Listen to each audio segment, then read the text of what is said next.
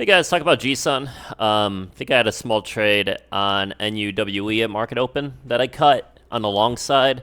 I missed a short on this. A bunch of people in the Discord caught the short on this, but I did catch a long, a long at the top. I have not done a long at the top trade in months. I feel like they were happening a lot more in December and February and the months that things were kind of really strong.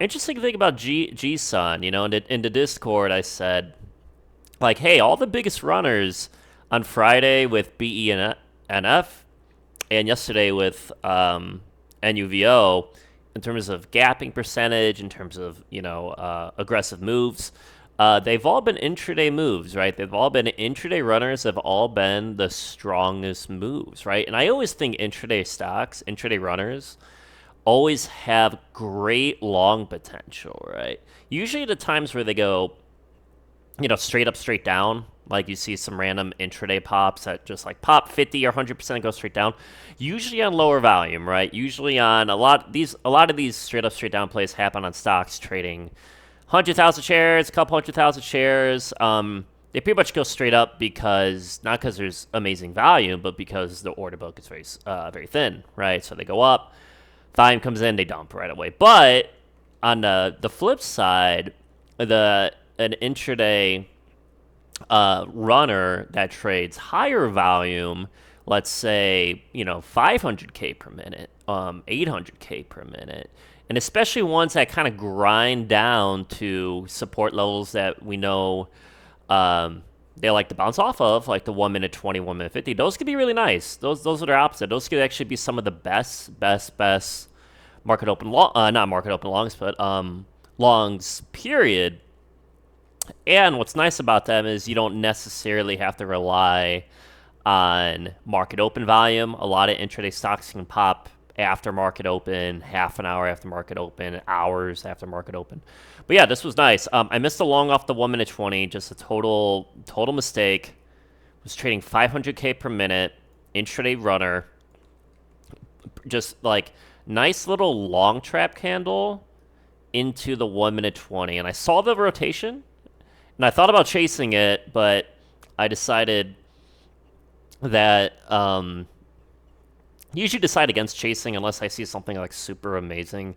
And even though I thought this was strong, I didn't want my average in the 460s and 470s on this one because that's where I would have had to chase. But I did long this. This is your classic long at the top pattern. Quick about the selling to strength, and then you'll see the last bid. A lot of times when I'm longing at the top with a bad average, I'm watching the bid. I'm really watching bids, and I'm watching which major bids are holding, where if they get broken, there's a lot of empty space below them, right? So this is what's nice about Bookmap is we could see where the bids are. We can see where the lack of bids are. We can, if our long is working, we can actually use that information to kind of pick support levels that you feel comfortable with. Because when you're when you're longing at the top, which is another way of saying chasing, like chasing an ultra bullish Bookmap, which is again quite rare. Last time I did this was maybe like 3 months ago. Like it's been quite a while since I did one of these. But you want to protect your average and you want to take profits when you can, right? A lot of these longs at the top, you're happy to make 20%. And every once in a while, especially in something like the pre-market, you might make 50%, 100%, but it's not super common. So quick on the book. Let's actually just go over the chart really quick. So here's the initial burst of volume, 500K a minute. And if you've been watching my YouTube, I mentioned I have a Sunday review session on my Patreon. I think the last 18 Sundays are on there. We're coming up on like 4 or 5 months of weekly review sessions that are on my Patreon that you can, if you sign up for the Patreon, you'll have access to them.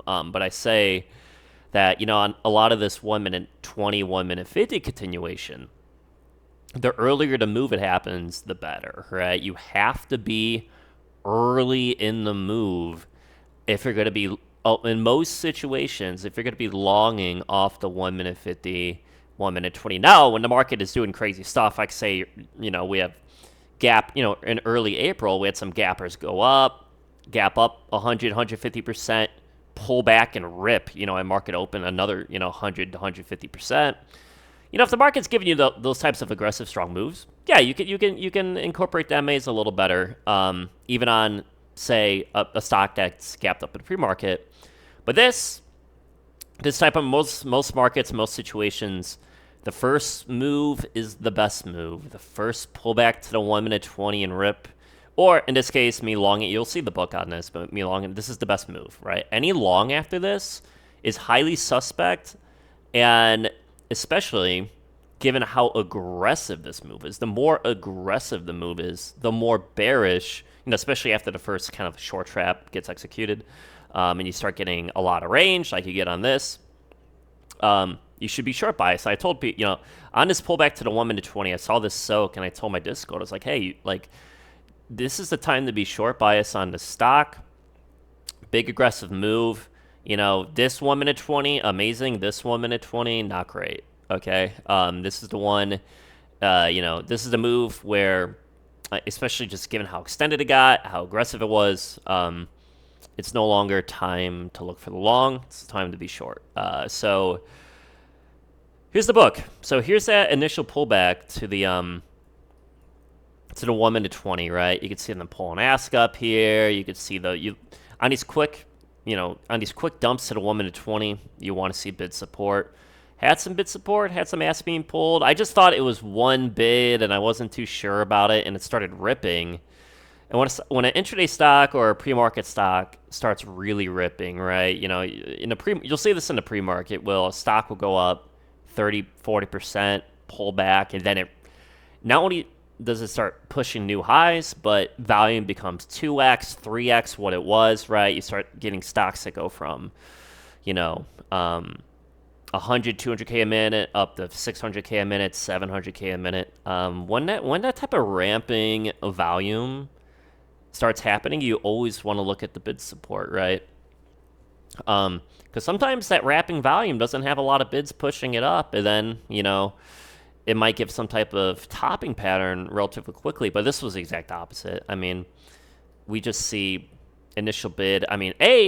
Not only bid support, but constant buying, and then look at the bids come in. I saw like 5 layers of bids. And the main thing I noted was the reason I took the long over here was because when this was pushing, right, and I saw this 550 guy get taken out, I was like, oh, man, the book to the upside, outside of your $half whole dollar levels, which is always going to have some orders on it, I was like, you could see how empty it is, right? It was kind of thick early on, right? A lot more orders, but now you're starting to get to empty order book territory. And if you're ever wondering how just tiny float stocks just start going from, 100% up on the day, 200%, 300% up on the day, again, a lot of times it's not necessarily volume dependent. It's book dependent, right?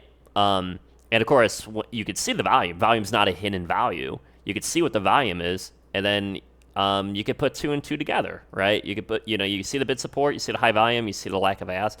So once I saw this 550 broken, I didn't want to chase into the 550. Usually on the long at the top, I do like to see at least some type of pullback, right? Some type of consolidation.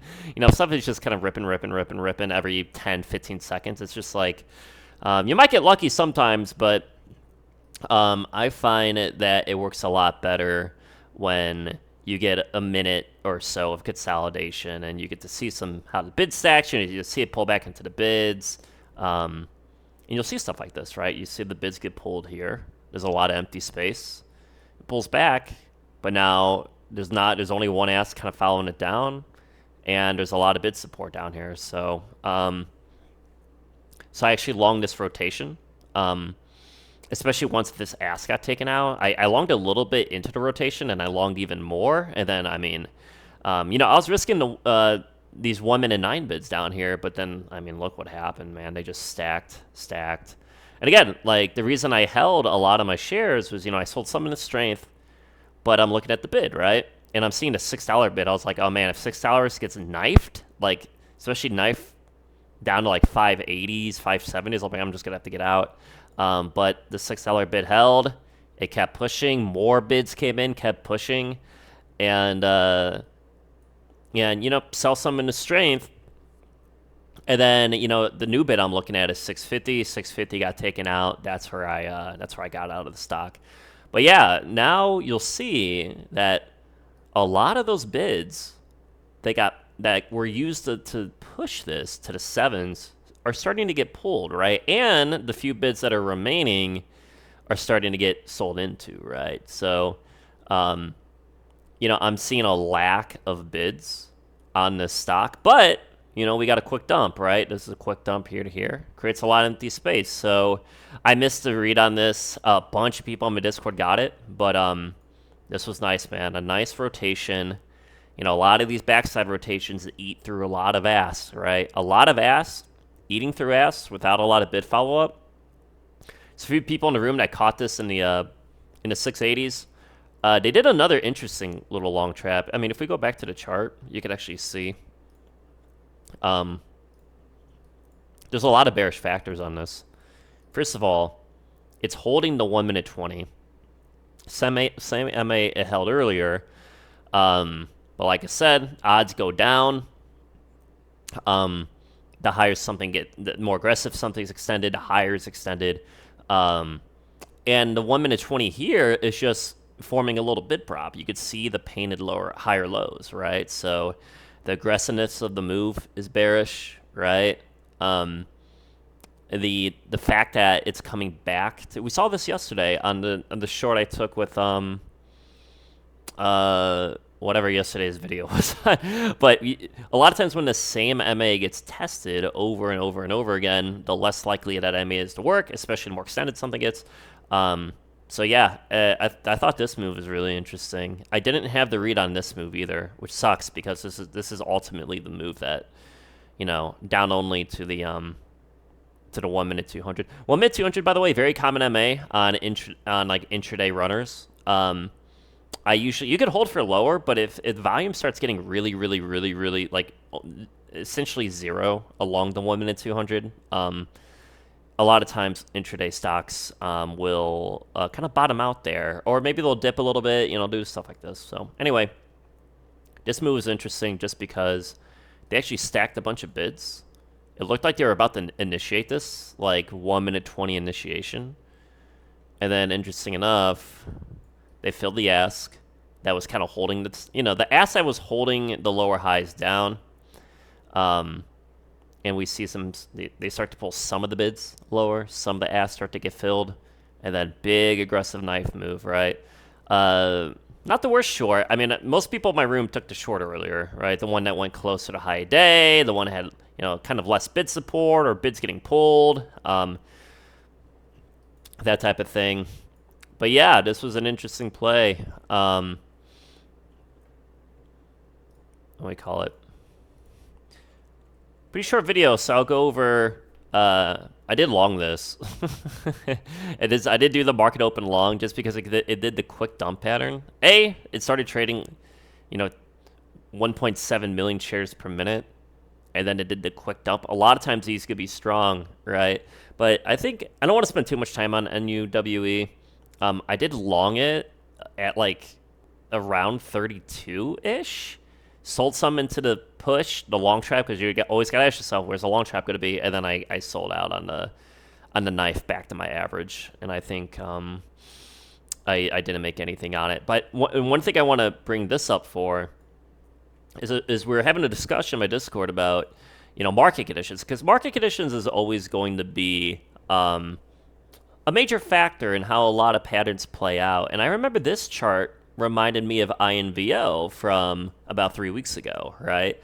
INVO had an aggressive squeeze with increasing volume, quick dump into open, and it ripped, right? So INVO, if we go back to April 17th here, another, again, big aggressive push, increasing volume, big walk down, these quick dumps or these walk downs in the open. And then, yeah, dip and rip and it up halted and, and ended up doing a bunch of crazy stuff later. Um, NUWE increasing big volume, quick dump, 1 minute 20 support, 931 dip and rip. Usually something that's really nice to see. And then, yeah, look, it just long trapped at the top and then faded a good, 30% from there. So market conditions, right? Really similar reasonings why this long might work, right? Um, Similar price action, similar, manipulated dump, market open squeeze, all these shorts kind of stuck under 33 here. Um, just not the market for it. And really, the thing you need to pay attention to is like, okay, like if you're going to be longing, what stuff actually is working, right? And the stuff that was working was intraday, BENF intraday, NUVO intraday, and now what is this? GSUN intraday, right? Intraday is making the biggest moves, so that's where the most edge is, right? So I made a mistake. I made a mistake longing NUWE, but I caught the long at the top here. I did miss the short. Could have played it both ways, but it's shout out to people in the Discord who got it. So that's it for today, guys. Intraday runners still strong. Biggest gappers still pretty weak. A lot of low floats. I would say past 3 days. These are some good lessons in terms of continuation on an intraday stock, right? Compare this to like MSGM, where it's like way thinner. That's why you get into like all these super aggressive dumps. Like like this 1 minute 20 continuation here dump. Like a lot of these types of plays intraday, like volume is the main factor, guys. Volume is always the main factor. Differentiating something like this, from something like GSUN, right? Just volume is totally different type of volume, and also the book often reflects it, right? On the super thin ones, you get thin books, right? Thin stocks have thin books for the most part. So it's you could try shorting these. It's personally a little too thin for me. I know some people love the short stuff like this, but not really for me. But yeah, I mean, I definitely would not be looking for the long. I know Mikey Underdog actually hit this. he hit this move, but besides that, I usually like to stick to the higher volume ones. Intraday runners though, super strong. So anyways, that's it for today. You guys have a good one, and we'll see you tomorrow.